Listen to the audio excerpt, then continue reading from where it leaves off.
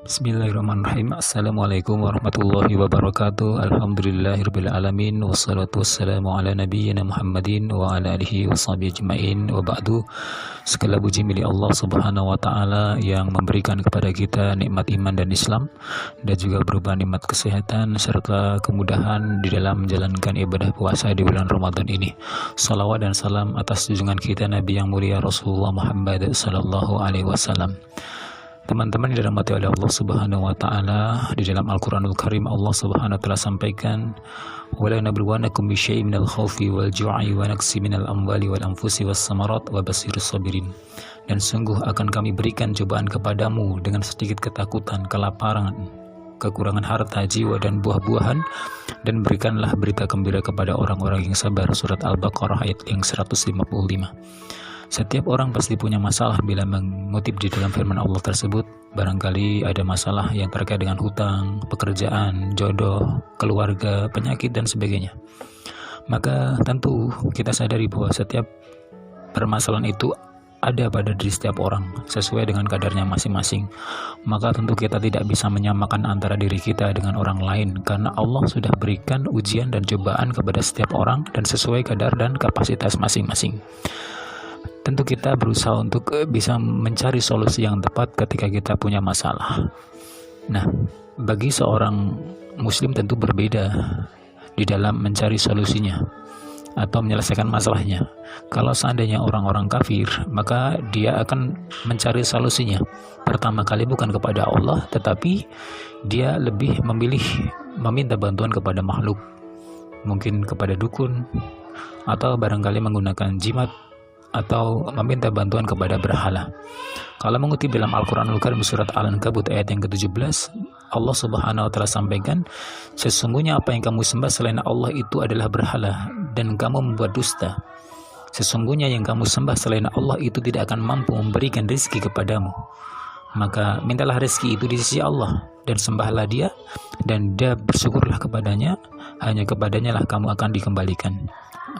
Teman-teman dirahmati oleh Allah Subhanahu wa taala, barangkali itu orang kafir ketika dia punya masalah dan cara menyelesaikannya demikian. Tetapi berbeda dengan orang-orang mukmin. Orang mukmin yang selamat akidahnya, ketika dia punya masalah, dia selalu mengembalikan kepada Allah Subhanahu wa taala.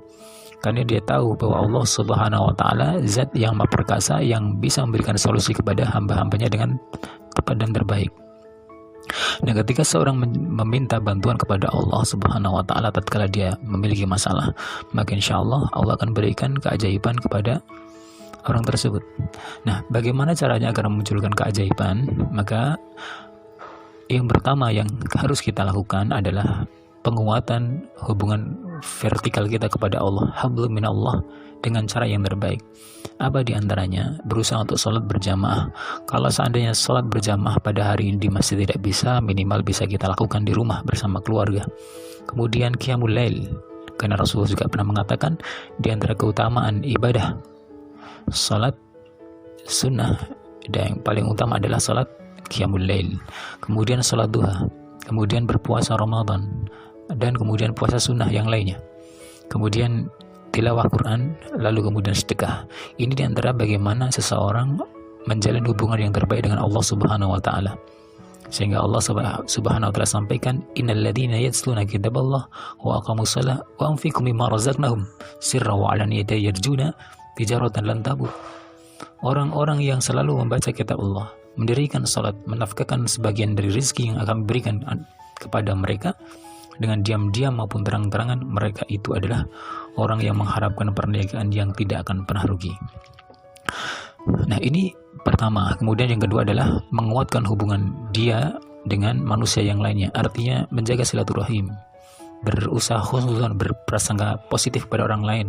Maka di antara langkah yang kedua, bagaimana kita tidak boleh mencari satu orang musuh pun, dan bagaimana kita menguatkan hubungan yang terbaik dengan sesama makhluk. Insya Allah berusaha untuk mencari dan memperbanyak teman dan jangan memperbanyak musuh. Dan langkah yang ketiga agar Allah munculkan keajaiban, yakni berusaha untuk selalu melakukan tazkiyatun nufus, pembersihan hati, pensucian jiwa. Niscaya ketika seorang yang selalu membersihkan jiwanya, membersihkan hatinya, selalu bertobat kepada Allah, maka orang ini Allah akan mudahkan di dalam urusannya. Termasuk Allah akan memberikan kepada mereka keinginan-keinginannya, harapan-harapannya, cita-citanya. Karena ketika seseorang yang memperbaiki hubungannya dengan Allah, memperbaiki hubungan dengan makhluk, dan kemudian dia selalu membersihkan jiwanya, membersihkan hatinya, maka innama amru idza arada syai'an ayyakula lahu kun fayakun.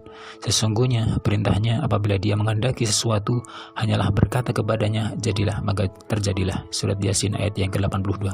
Maka insyaallah ketika kita melakukan dengan amalan-amalan tersebut, kita punya masalah, maka insyaallah Allah akan selesaikan dengan cara yang terbaik insyaallah. Demikian apa yang bisa kami sampaikan, semoga bermanfaat dan selamat menjalankan ibadah puasa dan memperbanyak amal soleh. Assalamualaikum warahmatullahi wabarakatuh.